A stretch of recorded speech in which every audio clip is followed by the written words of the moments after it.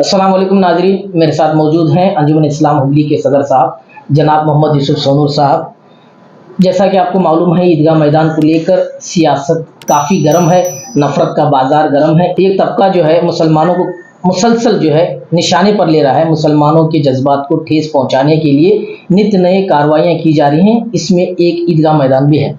सबसे पहले मेरा ये सवाल है सर कि ये क्या आपको नहीं लगता कि कांग्रेस सॉफ्ट हिंदुत्व पॉलिसी इख्तियार कर रही है? क्योंकि ये हुकूमत चाहे तो रोक सकती थी, लेकिन ये रुक नहीं पाई।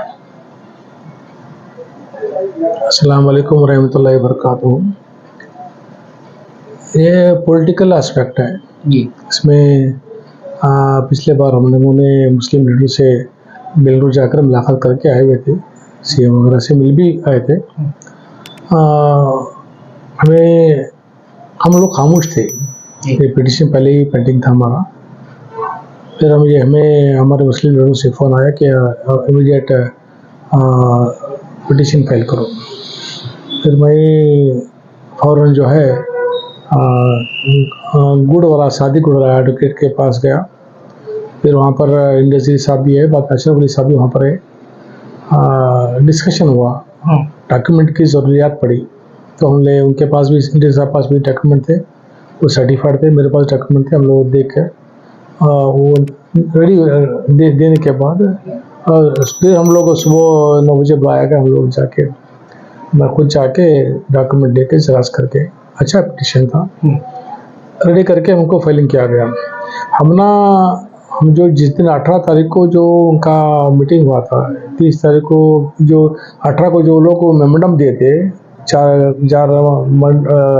मंडली वाले गणपति बैठाने वाले मेमोरेंडम, उनका एक कॉपी के लिए हमने दिया कॉरपोरेशन कमिश्नर को।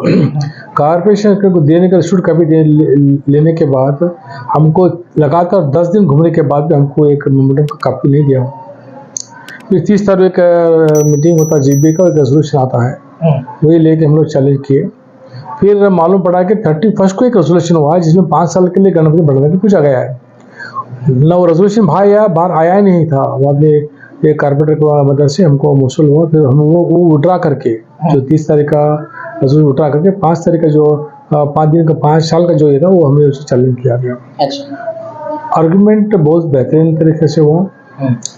जज भी हमारे फेयर में दिख रहा था, मगर इसके लिए आर्गूमेंट करने के लिए एडवोकेट भी हुए, हमारे बेंगलुरु के मुस्लिम लीडर्स भेजे थे, सीनियर एडवोकेट भी भेजे थे, वो अपॉइंट किए थे, उनको लेके मैंने आर्गूमेंट किया। कल सुबह उम्मीद लग रही थी कि शायद मिल जाएगा, मगर आखिरी में वो जो 5 साल का जो मामला है, अभी इतना जल्दी आर्गूमेंट नहीं हो सकता। हमें बोले जब तक स्टेटस को दो, नहीं तो स्टे दो।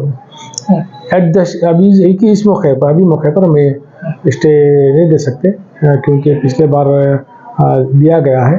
आफ्टर 6 के बाद विल पूरा आर्गूमेंट करेंगे, जबरदस्ती करके बुलाओ। वर्कशिप एक्ट मैंने बता गया, 72 से लेकर कानूनी तौर पर पूरी कार्रवाई कोई दो राय नहीं है। आप भी गए कोर्ट पे, पूरी कोशिश की। लेकिन मेरा सवाल ये है कि हुकूमत की तरफ से क्या कुछ कोशिश की गई, कांग्रेस की जानिब से क्या कुछ कोशिश की गई, शट्टर साहब की जानिब से क्या किया गया, एमएलए साहब प्रसाद अब्बाया साहब क्यों गायब हो गए इस मामले में? हर बार ऐसा क्यों होता है कि जब भी जो मुसीबत के पहाड़ तोड़े जाते हैं मुसलमानों पर, जब मुसलमानों पर ऐसी कोई आफत आती है तो हमारे एमएलए गायब हो जाते हैं, हमारी जो कांग्रेस की जो पूरी लीडरशिप है, क़यादत है, पूरी तरह गायब हो जाती है? ऐसा क्यों होता है हर बार? मैं सबसे पहले जब ये पेपर में आया कि मेमोरेंडम दिया बोल के, मैं सीधा पेपर कटिंग लेके सीधा शटर के रखी गया फर्स्ट में। बोला सर रहेंगे कहते हैं, ये पाला वो तो पिछले बार दिया ऐसा है, तो इस बार भी देना चाहिए। ये बार क्या होता गवर्नमेंट डिसाइड करना तो बोला। फिर मैं सीएम डे इनके पास गया, बाईपास नोड़ा सीएम माताड़ते नहीं करो बोले, वापस आ गए। तो हमें ये आज ये बहुत कहना ज़रूरी है कि पिछले बीजेपी गवर्नमेंट में जो हमें तकलीफ़ात का सामना पड़ा, दरगाह मस्जिद को मुनज़्ज़म किया गया, शहीद किया गया, फिर ईदगाह मैदान में गणपति को बिठाया गया, फिर बच्चों को अंदर डाला गया। तो उम्मीद थी कि इस बार ऐसे उम्मीद, हाँ वही बताइए, सब हमें नहीं खेला जाएगा, लेकिन ये तो लगातार जारी है। कांग्रेस ये देखने पा रहा, सब कर्नाटक के पूरे मुस्लिम, हुबली के तो 100% पूरे मुस्लिम ने फैसला लिया कि इस बार जो है कांग्रेस गवर्नमेंट को एक तरफा वोट करके चुनाया गया। आपने भी काफी कोशिश की, आपका भी बहुत बड़ा योगदान है कांग्रेस को यहाँ पर लाने के लिए, तो इसलिए मैं आपसे सवाल कर रहा हूँ कि आपकी जो कांग्रेस पार्टी है उसका क्या कुछ रवैया रहा? ये पार्टी गवर्नमेंट का ये जरूरी था कि कुछ ना कुछ हमारे इस मामले में मदद की जाए, मगर मदद नहीं हो पाई, तो इसलिए हमारे पूरे हुगली के पूरे मुसलमान बहुत नाराज़ है। हम भी नाराज़ हैं। पब्लिक को क्या बताया जाए? वोट मांगे हम गए थे, उनको हम क्या जवाब दें? ये मेरे लिए, हमारे लिए भी सवाल है, सबके लिए सवाल है। हाँ, सवाल तो हमारे जो मुसलमान हैं यहाँ की वो सवाल आपसे कर रहे हैं कि भाई आपने इलेक्शन में आपने कैंपेनिंग की, आपको देखकर हमने एमएलए को जितवाया, लेकिन उनकी तरफ देखने के वहाँ पर प्रोटेस्ट करने के लिए महेश टेंगिंका ही पहुँच रहे हैं, बेल्लेत पहुँच रहे हैं, क्यों प्रसाद अब्बैया साहब वहाँ पर नहीं जा सकते? और मुसलमानों को इसे दर्श लेना चाहिए कि वो उनसे कुछ शर्म करनी चाहिए मुसलमानों को देखकर कि वहाँ पर जो है दूसरे लीडर्स आए, गैर मुसलमान आकर जो है हमारे लिए लड़ाई कर रहे हैं, और एक मुसलमान पार्टी नहीं वहाँ पर, मुसलमान का नुमाइंदा नहीं था। ऐसे मौके पर मैं कहना बहुत ज़रूरी समझ रखा। मैंने लगातार कल से सुबह से लेकर बहुत ज़्यादा बार डीसीसी साहब को फ़ोन किया, हमारे उद्धव साहब भी मुझे फ़ोन किए थे, बोले खुद तो प्रोटेस्ट करो, प्रोटेस्ट नहीं करे तो क्या मिला, तो कारपोरेटर बुला लो। हमारे नॉन मुस्लिम कांग्रेस के लीडर्स जो हैं, अनिल पाटिल है, डंगनावर है, वंशिका है, सब बुला के प्रोटेस्ट करो, पर कुछ भी इम्प्लीमेंट नहीं हुआ है। तो मैं समझता हूँ कि हमारी ये समझ में नहीं आ रहा कि मामला चल रहा क्या है यहाँ पर। और रात को 7:30 बजे गवर्नमेंट से 18 कंडीशन डालकर ऑर्डर हो गया, बोल के पेपर इसमें आ गया, व्हाट्सएप में सैंक्शन आ गया। ये सैंक्शन कंडीशन और सैंक्शन देने से पहले हमको अंजुमन इस्लाम हुबली एटलीस्ट कारपोरेटर को ये ज़रूरी था कि हमारे अब्बाया साहब और district in-charge minister has to talk with us, at least बैठक मीटिंग करनी चाहिए था ना, कि भाई ऐसा हो रहा, भाई क्या करना, कंडीशन क्या है, कुछ भी नहीं बात करे। देने का सवाल ही पैदा नहीं होता था इस बार, क्योंकि गवर्नमेंट हमारी थी ना, वो जबरदस्ती अपने पावर यूज करके हमको रिप्लेस करे। सामने साफ नजर आ रही है कि उनके एमएलए पहुंचकर कारपोरेशन में वो धरना कर रहे हैं, प्रोटेस्ट कर रहे हैं, उनके मुखालिफत में एक एमएलए भी नहीं, एक लीडर भी नहीं, क्यों होता है पता नहीं मुझे तो। और हमारे उलमा इकराम हो, हमारे जो मुसलमानों के जो मुतवल्लियान हजरात हैं, वो कहाँ चले गए थे? वो क्यों अब्बैया को जिस तरह जो है इलेक्शन के पहले जो है अब्बैया को बुलाकर हिमायत का ऐलान किए थे, वो क्यों इस मर्तबा वो पूछे क्यों नहीं कि भाई आप हमारे लिए क्या कर रहे हैं? तो गवर्नमेंट नहीं ना, क्या करेंगे, नहीं है वो, बिल्कुल है। क्यों गायब क्यों हो जाते? वही तो मेरा सवाल है कि जब भी मुसीबत आती है सर पर वो गायब हो जाते हैं। ये बहुत जरूरी है। हमें इतना 89% वोटिंग करके जिताने के बाद भी लोग, उनकी जिम्मेदारी है एटलीस्ट यहाँ पर रोक कर ही काम करें ना, हम प्रोटेस्ट करना, लगाना, कुछ भी नहीं किया।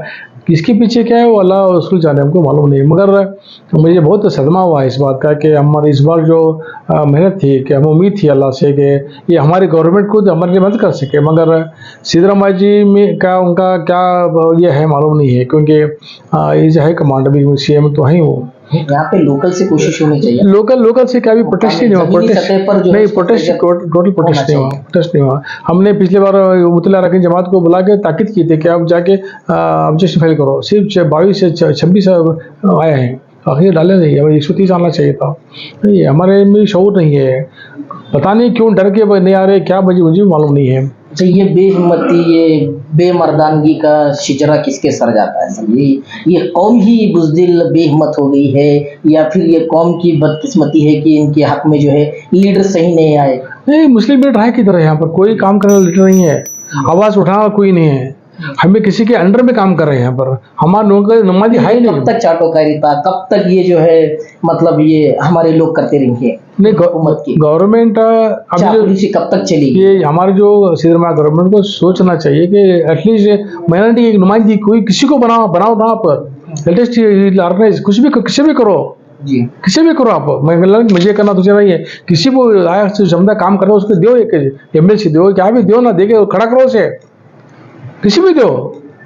मगर हम नुमाइंदगी नहीं तो हम क्या करेंगे? उनके पास जाना, वो मिलते नहीं, वो बेंगलुरु में है। मामला ऐसा है कि हम पसमानदा हो गए हैं लीडरशिप की, बगैर लीडरशिप के हमारा आवाज़ सुनने वाला कोई नहीं है, जवाब देने वाला कोई नहीं है। फिर भी मैं आज इस स्टेज पे मैं हमारे सिद्धरामैया जी को गुजारिश करता हूँ, तो ये जो मामला, ऐसा जो मामला हुआ हमारे बहुत हमें बहुत तकलीफदा है, शर्मिंदा है। लोग सवाल कर रहे हैं कि वो डाला गया अगर हमारा गवर्नमेंट ने हेल्प नहीं की। उनका इश्यूज़ क्या है हमको मालूम नहीं है, मगर उन्होंने डीसी आके बोल दिया कि 18 कंडीशन डाल के हमने सैंक्शन दे दिया है। फिर भी हमने सब ये मीटिंग की कारपोरेटर का, मैं बोलूँगा आज मैं यहाँ इस मीडिया से कहूँगा कि मैं मुबारकबाद दूंगा और कारपोरेटर्स का, जिन्होंने कल मीटिंग में कहा कि हम रिज़ाइन करेंगे। इलियास मनियार साहब है, आरिफ बदरापुर है, हमारे इकबाल साहब हैं, फिर हमारे एलगार है, और पूरे एम के दोनों कारपोरेटर्स वगैरह भी कह रहे हैं कि हम रिज़ाइन करने तैयार हैं। तो इतना सब पहली बार देखा हमने जोश, ये होना भी चाहिए। मैं उनको मुबारकबाद देता हूँ मेरी तरफ से, अंजुमन की तरफ से, उबली की तरफ से। ऐसे को त्याग करो, लीडर बनाओ, लीडरशिप बनाओ इनको, ताकि ये लोग आगे सामने खड़े के काम करें हमारा। मैं बहुत खुश हुआ कि कल बहुत ज़बरदस्त उन्होंने प्रोटेस्ट बात की कि हम पूरे रिज़ाइन करेंगे।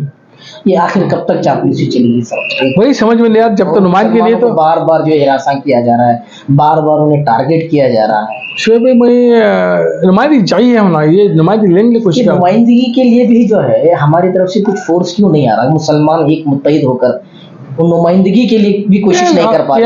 यहाँ क्या है, ग्रुपिज्म करके बैठे हैं, वो उसका ग्रुप है, इसका ग्रुप है।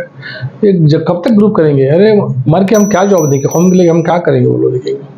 बहुत बहुत मैं आज सदमे के साथ कर रहा हूँ।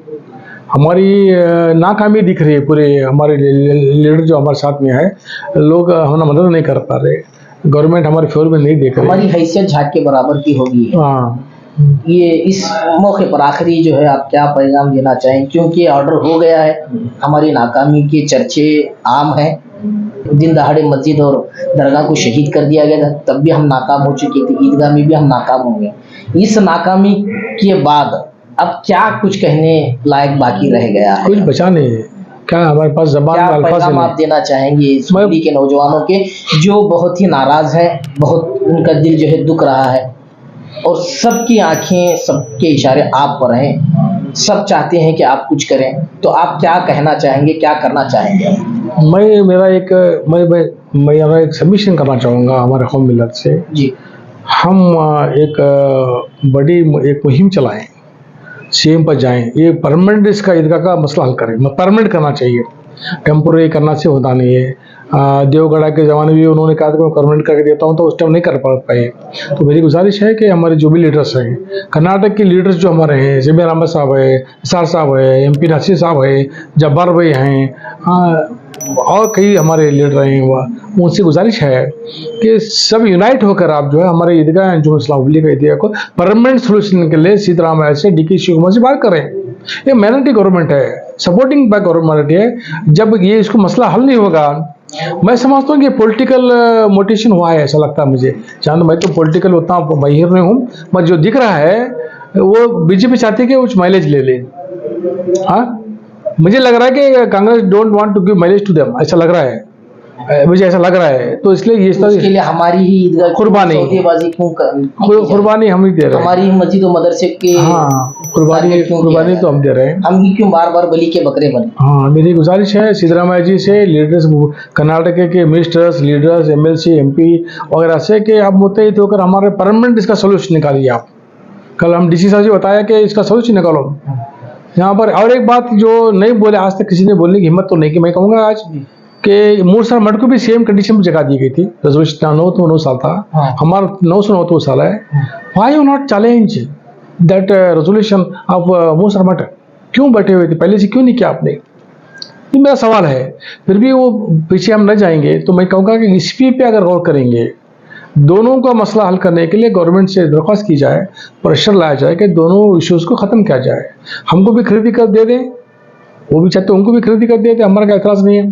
दोनों कमेटी का ये रहेगा। मेरा एक मीडिया में इसलिए कर रहा हूँ कि कुछ सोचे, हमारे मुस्लिम लीडर सोचे, हमारे सिद्धरामैया सोचे, DK शिव कुमार जी सोचे, होम मिनिस्टर सोचे, लॉ मिनिस्टर भी सोचे कि लीगल एस्पेक्ट क्या हो सकता है इसका। जब तक परमानेंट सोल्यूशन नहीं है, देखो पहले BJP नहीं थी यहाँ पर, फ्लैग हाउस के झंडे के मामले में आज BJP यहाँ पर स्ट्रांग हुई है, वही आज तक चल रही है। तो इसे ख़त्म करो ना, ख़त्म करने के लिए परमानेंट सोल्यूशन की ज़रूरत है। मेरी मोहतबाना गुजारिश है कि सिद्धरामैया जी से, DK शिव कुमार जी से, और मुस्लिम के पूरे लीडरान से, और उलमा कराम से भी वो हमारे गवर्नमेंट पर दबाव डाले, ये हमारे जो परमानेंट इसके सोल्यूशन के लिए काम करने का हमारा साथ दें और मदद करें। तो ये गुजारिश है आप सबसे। ठीक है, बहुत बहुत शुक्रिया। और अभी तक आपने हमारा चैनल सब्सक्राइब नहीं किया तो अभी हमारा चैनल सब्सक्राइब करें और साथ ही लगे बेल के बटन को भी प्रेस करें ताकि आपको मुस्तकबिल में हमारी अपलोड होने वाली मजीद वीडियोस का नोटिफिकेशन मिलता रहे।